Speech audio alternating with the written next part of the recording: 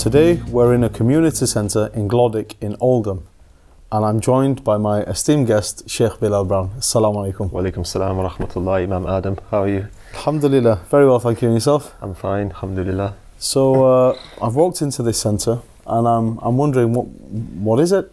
So this building, we started here a few weeks ago.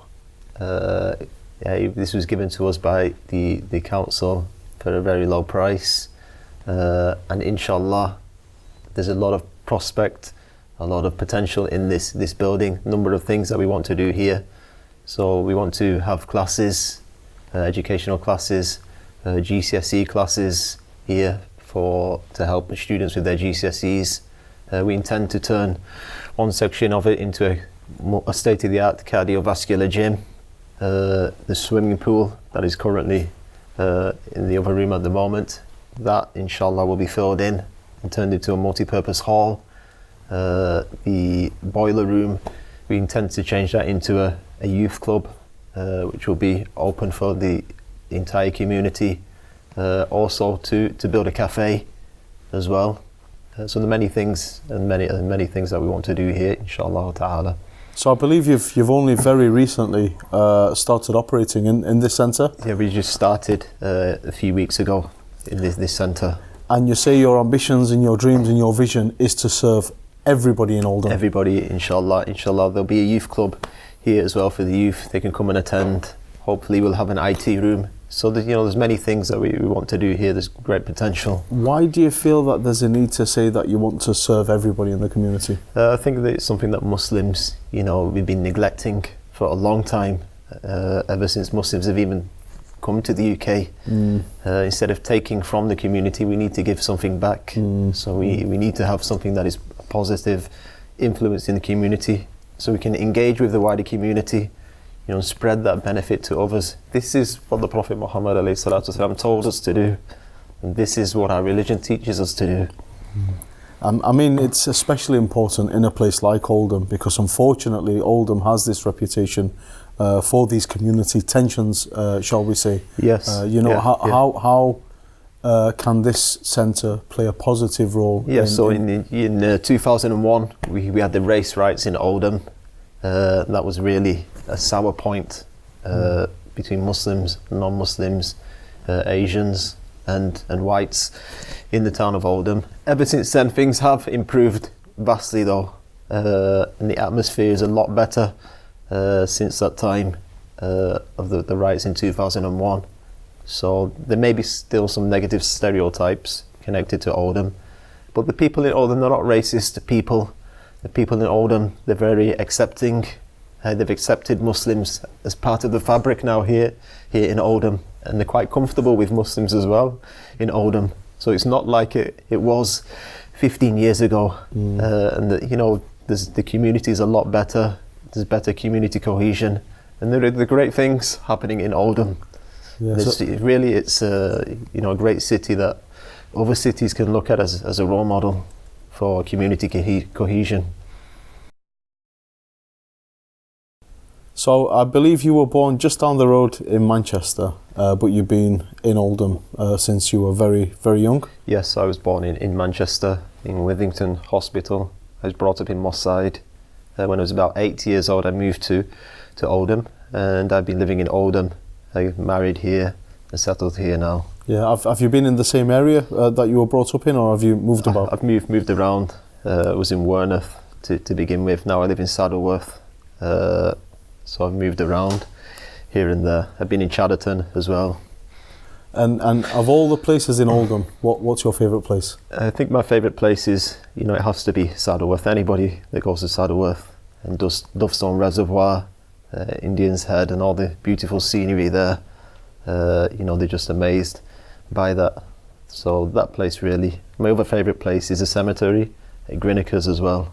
It's a really amazing place to reflect upon our future destination in reality. So going back to what we were talking about before, in terms of some of the friction between communities here in Oldham, how do you see yourself being a bridge between the two communities? I think we have a great opportunity we were using this community centre, I had to bring the two communities together under one platform, under one purpose. And you know, we hope to have a holistic approach here at this centre. So you know, this is our aim, by engaging in the wider community, inviting people in. This isn't just for the Muslims, like I said, it's for everybody. And inshallah, this is how we'll do that. But your position is quite unique, isn't it, as well? Because you're somebody who wasn't brought up as a Muslim. That's right, yeah. But you have your roots, and you can make those links with people in the wider community. That's right. At the same time, you're respected as a Muslim scholar within the Muslim community. Yeah, that's right. You know, so you know, like you said, I wasn't a Muslim. In Oldham, I became Muslim, and I studied the religion. So you know, I have good links with both communities, and I understand as well both sides of the community that we live in Oldham. They also say as well that bridges are always walked over, and they're the first thing to be burnt when people do fall out. So do you ever think about that side of things, and the extra effort which is needed to? It's not an easy task, no, but you know, we just do as much effort as possible, and we leave a result to Allah subhanahu wa ta'ala. So I'm never really worried about the outcome of things. I know that my intentions are sincere, and Allah subhanahu wa ta'ala knows that I'm sincere. And, you know, if we fail in what we're doing, then you know, the result is with Allah subhanahu wa ta'ala. And as you know, we've done our best. The only thing we can do is try our best. In regards to your scholastic journey which you've been on, you know, I know you've spent many years abroad studying in some of the most prestigious Islamic institutions around the Middle East.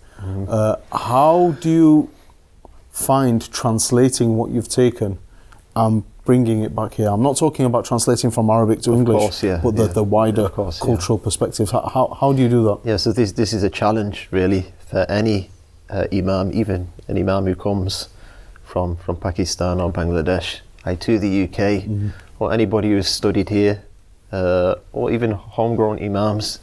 They need to translate what they've studied and implement it and make it applicable and relevant to the society that they're in. So this is the biggest challenge for all imams really, is to understand what they've. I think, you know, if we have a proper understanding of the Sharia, anybody who's a firm and solid understanding of the Sharia, then he should be able to do that easily. If he knows what the maqasid, they say, the intent, the purposes of the Sharia are, then you know, any imam should be able to do that. Yeah. Do you have any keys or any pieces of advice on how to make things relevant in our time? I think you know, the first thing is to learn the language of the people that you're living amongst. Sayyidina Ali used to say, whoever learns the language of a people, then he's safe from their machinations. So it's important that we learn. And what he meant by that, it's not just learning how to speak the language, but learning how to engage with people, learning what people are trying to say, understanding what message people are trying to get across, and how to communicate to that community. So learning the language, learning the culture, understanding where people are coming from. Because you have a lot of Muslims here in the UK, they're brought up in a bubble. You know, some Muslims, they don't leave Glodic. They may 20, 30 years. They've never been outside of Oldham, of Glodic. They've never been outside of their own community. All they know is, you know, the community and the way of life that they're actually living in. So they don't have any frame of reference. For example, for, you know, somebody who wasn't Muslim, you know, today becomes Muslim, how are we going to deal with this person? They wouldn't be able to do that because they don't have any frame of reference. So there are always going to be difficulties, aren't there? There's always going to be difficulties. So really we need to have a finer understanding of the culture that we're living in here. And especially imams, community leaders, scholars, ulama, they need to have a deeper understanding of the culture that we're living in. One of the key things is engaging with younger people, isn't it? This is where most people struggle. Absolutely. Engaging with young people. So, absolutely. So how do you find engaging with them, and how can you bring them closer together? Yeah, you know, I don't, you know, feel that I'm very old myself, so maybe it's easier for me than other imams to engage with younger people. So, you know, we set up many activities, playing football, you know, with the youth, taking them out, going out on trips with them. We may go on trips abroad to Umrah or to different countries. We, you know, try to engage them in community centres, try to get them into the mosque, into classes. So coming back to the football, what might seem like just a small initiative with not much more benefit than fitness, are there any other benefits of taking a group of young Muslims out and playing football with them? What could they possibly benefit? There are great benefits. You know, when I was young, we were playing every single day, and you know, this was something that occupied our time. Many of our youth, you know, they're out there, they don't have anything to do, they may be unemployed, they may be dealing drugs, they may be involved in crime. This is one of the ways of keeping them engaged in something positive, something that's beneficial for their health, for their mind. It keeps them engaged, it gives them something to do. You know, a lot of our youth now, they just sat at home tapping buttons on a pad. You know, this is causing an obesity epidemic as well in the UK. So it's engaging them, getting them out of that environment. You know, and when they see, you know, an imam, a leader of the community, a scholar, he's engaging, playing as well. You know, then it just breaks down those barriers. I mean, this is the thing. Opens those doors, and they're able to engage. When they're going out to play football with you, it's like you're a role model now. Exactly. And not only are you going to facilitate this football for them, but you're also going to facilitate lots of other positive experiences. Exactly. Yeah. So how important do you think the role of the role model is within the Muslim community? It's fundamental. It's the biggest thing that is missing from our community. Positive role models, male and female. This is something that's lacking. This is why we see our youth, they're turning to other role models, these pop stars like Zayn Malik, you know, and Ronaldo, and football stars and celebrities, because you don't see any positive role models in the community. If they had those positive role models, then, you know, they wouldn't look up to others. So, Shaykh Bilal, what are you doing to change that? I believe you're quite active on social media. On social media, yes, as well. I'm engaged. I'm on Facebook, Twitter, Snapchat, Instagram. I try to engage on social media as well as much as possible. And how do you use social media? How does it help you in the work what you do, and where are the limits? I think, you know, it has to be used positively, like anything in life. You know, it could be used in a positive way or a negative way. A knife can be used to kill somebody. It can be used to cut butter as well. But if somebody is, you know, if somebody is engaged in that social media, you know, if somebody has fallen into a pit, and he's crying out for help, are you just going to walk past and say, you know, I can't go in there, I don't want to get my clothes dirty? Or are you going to climb into the pit and help him out? So this is what we're doing here. So Snapchat's the pit. Snapchat is a pit. Facebook is a pit, to be honest with you. It's a toilet. You know, we can't deny that. But we're, you know, taking that risk and going into there to get people out of that pit. So I believe also besides this, you do lots of work with the wider non-Muslim communities. You receive groups of school children into the mosque, and you explain to them about the mosque, give them a tour and the basics of Islam. Also, we do this twice a year at least. We have a presentation, there's an exhibition about Islam in the mosque every year in the month of Rabi' al-Awwal, a seerah exhibition about the Prophet's life that goes on every year. Non-Muslims are welcome to come in at any time, look around that exhibition and ask questions. Also, we go out as well. We speak to the, you know, wider public. Why is it important to invite and accept non-Muslims into the mosque?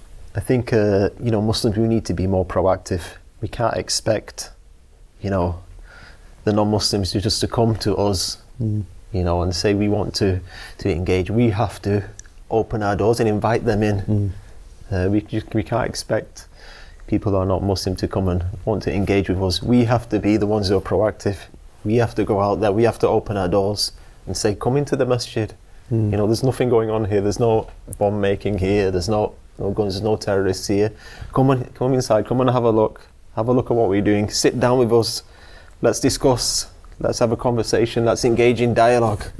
This is how we break down those barriers and those negative stereotypes. So what you're doing in effect by inviting people into the mosque is showing people the beauty of Islam. Exactly, yes. So, you know, this is it. You know, it's not about converting people to Islam, it's about allowing them to see. Absolutely not. It's explaining to people what our faith really teaches us, what Islam really says, and to expel those negative stereotypes, and to increase people's understanding about Islam, about the Prophet Muhammad, about Muslims, about their practice. So, do you need to change? That's our 10 minutes. And set of questions. So, who going? 3, 2. So, another area of interest for you, which is something I know about, is your passion and your work. What you do with people who convert to Islam, who embrace Islam as a faith. Could you tell us a little bit about the support what you give them? The kinds of support that we give to people who first embrace Islam. We set up social activities for those who are new to Islam. So every month the sisters will get together, they may bring a dish, they'll all get together just as a social interaction for them. There are classes as well that are particularly geared for those who are new to Islam. Those are carried out weekly as well. Just trying to get them to engage in the wider community and feel comfortable with Islam. And what kind of problems do converts in Oldham commonly face? The common problems they face, rejection from other Muslims, maybe some of the mosques, they may not make them feel welcome in Islam. Obviously somebody accepts Islam, you know, the way they dress, that's not an issue at this moment in time. You don't need to change your style of dress. We have a dress code. Obviously it's not permitted for somebody to walk around naked, but the style of clothing that you wear, that's entirely up to you. The type of food that you eat, that's entirely up to you. So these things, people are creating barriers, saying that you have to wear shawar kameez to become, you don't need to do that. So, you know, these are some of the barriers that we're facing. And this is one thing which many people don't know about, that the majority of problems for Muslim converts, which you've faced and you've experienced that whole transition period yourself, actually come from the Muslim community. From the Muslim community. Much of the time it's not intentional. It's not intentional, yeah. I think because many Muslims, they've conflated their own culture with the religion of Islam. They now project that onto others, people who accept the faith.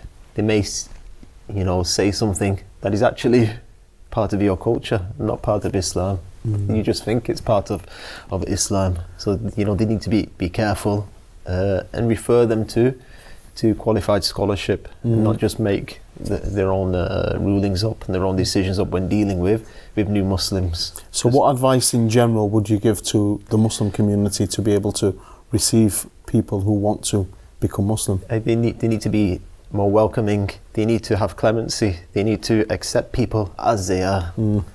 You became Muslim, we're going to accept you no matter what, as you are. They need to not be harsh on others, rather be harsh upon yourself, not to judge those who are new to Islam. Your job isn't here to judge, your job is here to accept those who are new to Islam and welcome them and make them feel comfortable in the religion. In all the work what you're involved in, and we've already established it, mashallah, you're doing a lot of things here, there and everywhere. What do you find are the biggest challenges to your work? The biggest challenge is trying to get the community to engage in the activities that we're doing. So we need to do more outreach work. Get the message out to people, show them what we're doing, try to get them engaged in education, engaged in physical activities, get them engaged in charitable activities in the community. So all of these are barriers, the sectarian issues that need to, be put to an end. here in Oldham and the rest of the UK if Muslims expect to move forward here in the UK. There are cultural barriers. There are many issues that need to be dealt with. I find it really interesting seeing the diversity of the work which you're involved in, because some of it is to do with scholarship and traditional Islamic knowledge, some of it's to do with sports, some of it's to do with reaching out to members of the non-Muslim community. It's quite holistic, isn't it? This is what my teachers have taught me how to do, how to focus on those areas of spreading knowledge, of inviting people to the religion in a proper manner, and in rectifying good character. So this is my ultimate aim and purpose, and this is the methodology that I'm working with here. Because usually when people talk about a Muslim scholar, they have this image of an old person sat down with a lot of books, and maybe every now and then teaches a few students. But for you, it's you're breaking a lot of stereotypes, aren't you? Yeah, that's right. The books, they need to be put into action at some point in time. Like Imam Ghazali, when the robbers stole his books, and he said, don't steal my knowledge. He says, what kind of knowledge is this if I can just take it away from you? So the books, that's good. But this deen, the Prophet Muhammad ﷺ, he was greater than just the aspect of knowledge. Allah subhanahu wa ta'ala says that he sent a prophet from amongst yourselves, to teach you the book and to purify you. He purifies them, and he teaches the signs of Allah, the verses of Allah, and he teaches wisdom. So one of the purposes of messengership of the Prophet Muhammad ﷺ being sent was not only to teach, but to refine the character of people, to purify their hearts, to teach them good character, and stay healthy as well. Yeah, this is something that Allah we've been commanded to do, to look after ourselves. In the hadith, in At-Tirmidhi, the Messenger of Allah said one of the first things that a person will be asked about on the Day of Judgment is your body, how you used your body whilst you were alive. That's amazing. It's really interesting to be able to have a scholar talk about health and talk about reaching out to other communities and building bridges, and it's really positive. Of all the different challenges which Muslim communities in our country face, and across Europe to some extent, are there any things which you consider to be keys for the way forward in our development? Are there any particular themes or visions which you have? What is the biggest gripe of non-Muslims here in the UK about the Muslims? The biggest thing is what? That they're not engaging with us. This is what you hear, the insular, they're not engaging with the wider community, they're only here for their own benefit. So I believe this is something that is fundamental now for Muslims. We're at a crucial moment in time where Muslims who are under the microscope, we have to start spreading benefit to our wider community. We have to start engaging. We have to start being seen as positive role models in our communities. This is absolutely fundamental for Muslims now. Shaykh Bilal Brown, it's been an absolute honour to spend time with you. Jazakallah khairan. Allah yabarak feekum. Assalamu alaikum.